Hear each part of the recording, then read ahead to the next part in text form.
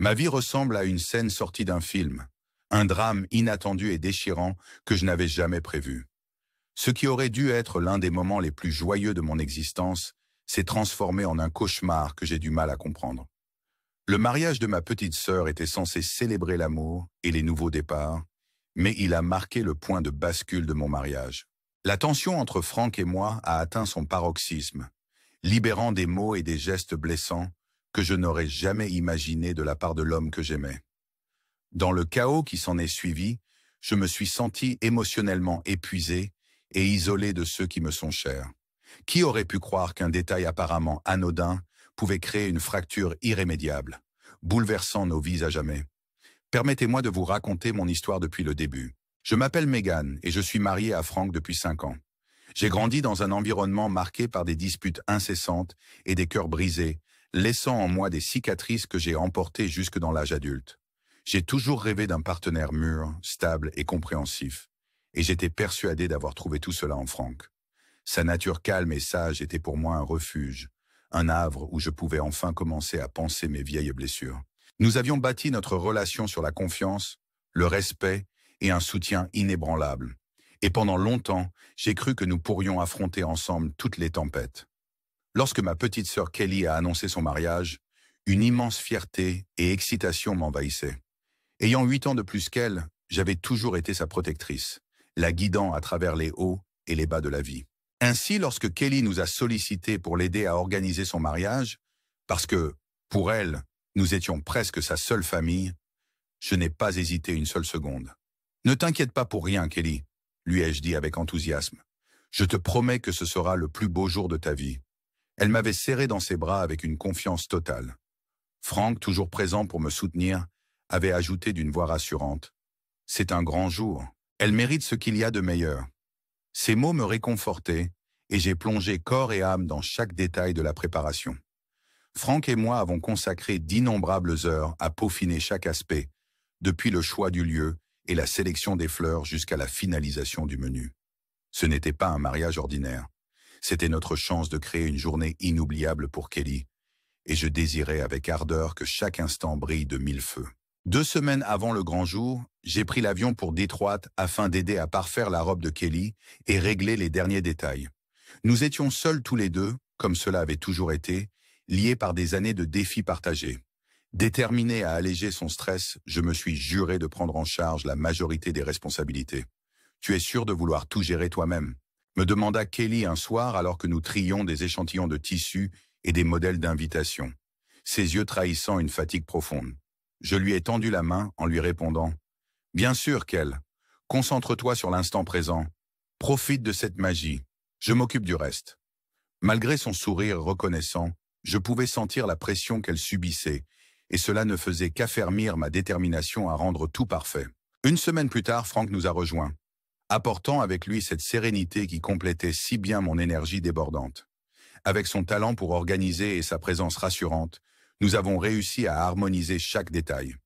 5 jours avant le mariage, en contemplant le fruit de nos efforts presque achevés, une fierté mêlée de soulagement m'envahit. Pour une novice en matière d'organisation d'événements, tout se déroulait à merveille, jusqu'au jour où, 2 jours avant le grand événement, un désaccord éclata autour d'un simple choix vestimentaire. J'avais opté pour une robe qui me donnait l'impression d'être puissante et élégante lors de cette journée si importante. Mais Franck s'y opposa fermement. « Je ne pense pas que ce soit une bonne idée, Megan.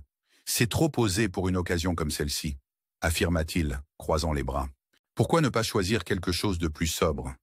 La frustration était palpable lorsque je rétorquai « Franck, ce n'est qu'une robe. C'est le mariage de Kelly, et elle adore ce choix. C'est elle qui m'a encouragé à la porter. » Pourtant, il persistait, insistant sur le fait qu'en tant que femme mariée, je devais adopter une tenue plus conventionnelle. Ces paroles me blessèrent profondément, et je ne comprenais pas pourquoi nous nous disputions pour un détail si insignifiant. D'un ton ferme, j'ai déclaré « Je la porterai parce qu'elle me fait me sentir bien. Ce n'est pas une question de toi, c'est mon besoin de me sentir confiante lors de ce jour spécial de ma sœur. » À cet instant, une froide distance s'installa indéniablement entre nous.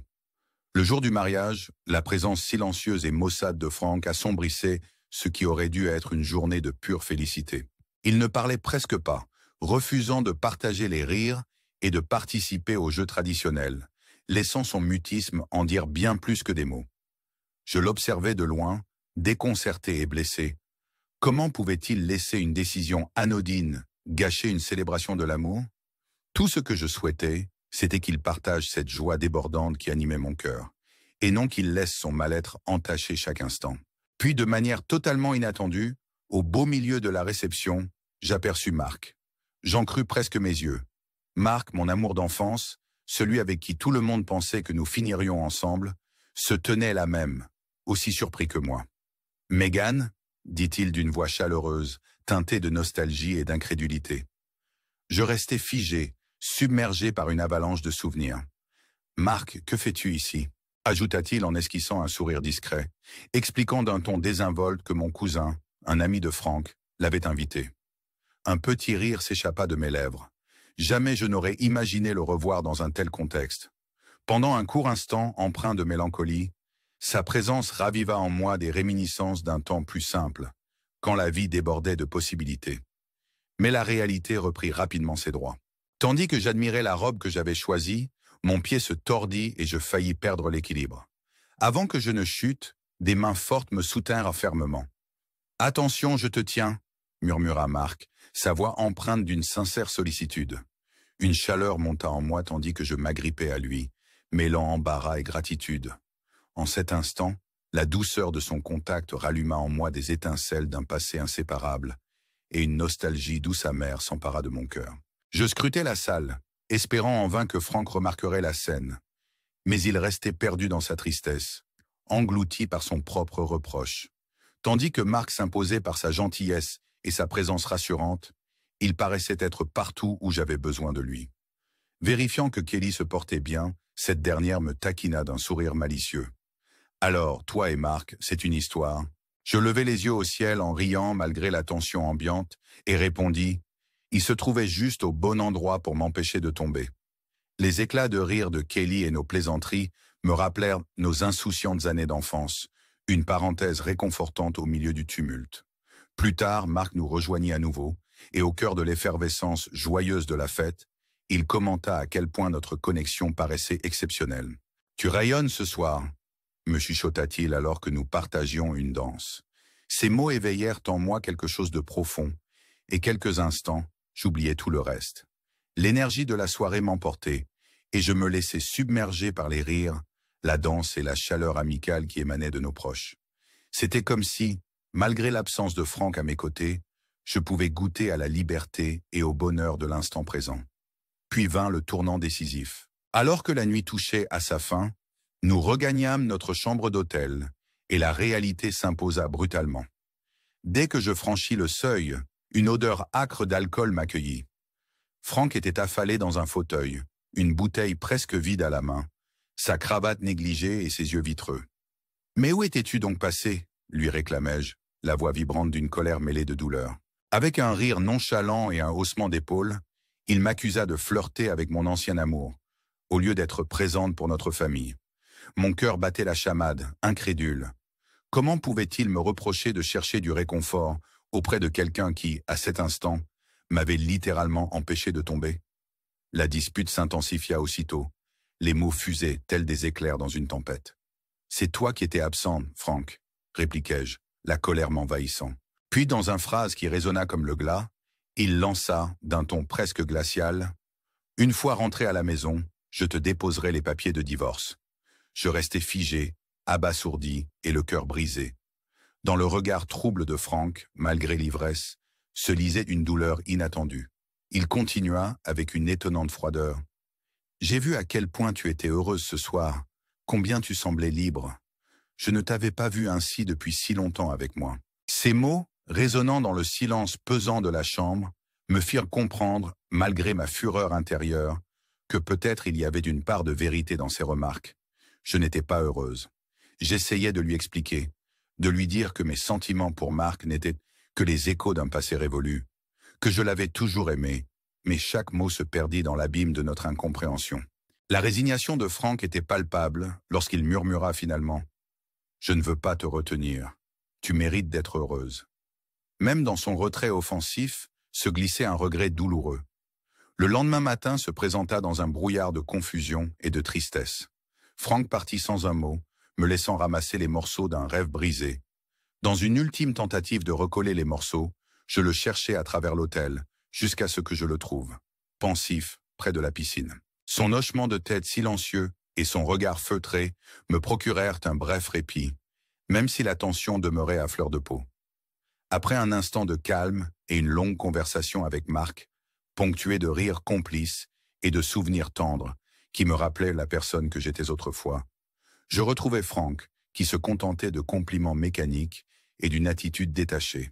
Le dîner et le reste de la réception se déroulèrent dans une sorte de flou irréel. Je tentais de retrouver dans le sourire de Franck la chaleur que nous avions autrefois partagée, mais je ne découvrais qu'une distance qui s'alourdissait à chaque minute.